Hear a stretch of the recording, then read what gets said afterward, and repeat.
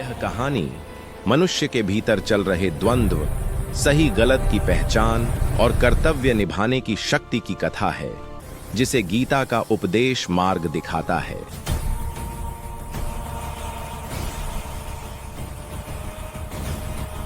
बात उस समय की है जब कुरुक्षेत्र की भूमि पर सूरज अभी पूरी तरह उगा नहीं था। हल्की धुंध युद्ध भूमि को ढके हुए थी। चारों ओर सेनाएं सजी थीं। रथों की कतारें, घोड़ों की हिनहिनाहट और योद्धाओं के शंखनाद से आकाश गूंज रहा था। ये केवल दो राजवंशों का युद्ध नहीं था, ये धर्म और अधर्म की अंतिम परीक्षा थी। पांडवों के रथ पर खड़े अर्जुन की दृष्टि सामने फैली सेना पर टिकी थी। वो जिन चेहरों को देख रहा था, वे शत्रु नहीं थे, वे उसके अपने थे। पितामह भीष्म, जिन्होंने उसे चलना सिखाया था, गुरु द्रोण, जिनसे धनुर्विद्या सीखी थी, भाई बंधु, मित्र, कुटुंब सब युद्ध के लिए खड़े थे। अर्जुन का हृदय कांप उठा, उसका शरीर शिथिल हो गया।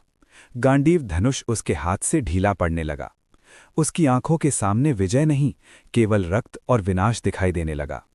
उसने रथ हाँक रहे श्रीकृष्ण की ओर देखा और बोला, हे माधव, मैं युद्ध नहीं कर सकता। जिनके लिए राज्य और सुख चाहा था, वही आज मेरे सामने हैं। इन्हें मारकर मैं किस आनंद का? ये विषाद तुझ पर शोभा नहीं देता। तू जिनके लिए शोक कर रहा है, वे शोक के योग्य नहीं हैं। न जीव कभी जन्म लेता है, न मरता है।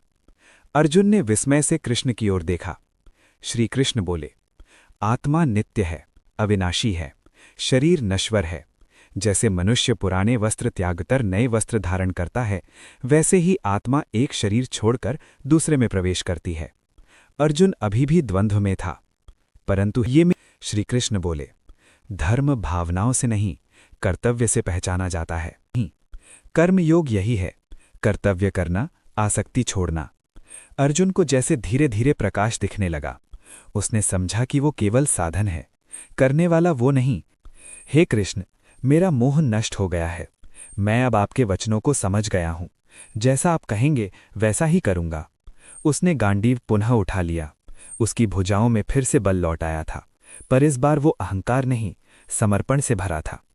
कुरुक्षेत्र में फिर शंखनाद हुआ, पर अब ये केवल युद्ध की घोषणा नहीं थी, ये अज्ञान से ज्ञान की विजय थी।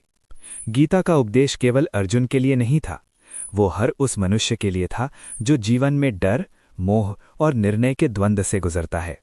जब जीवन युद्धभूमि बन जाए तो कृष्ण का स्मरण करो, क्योंकि गीता आज भी मार्ग दिखाती है।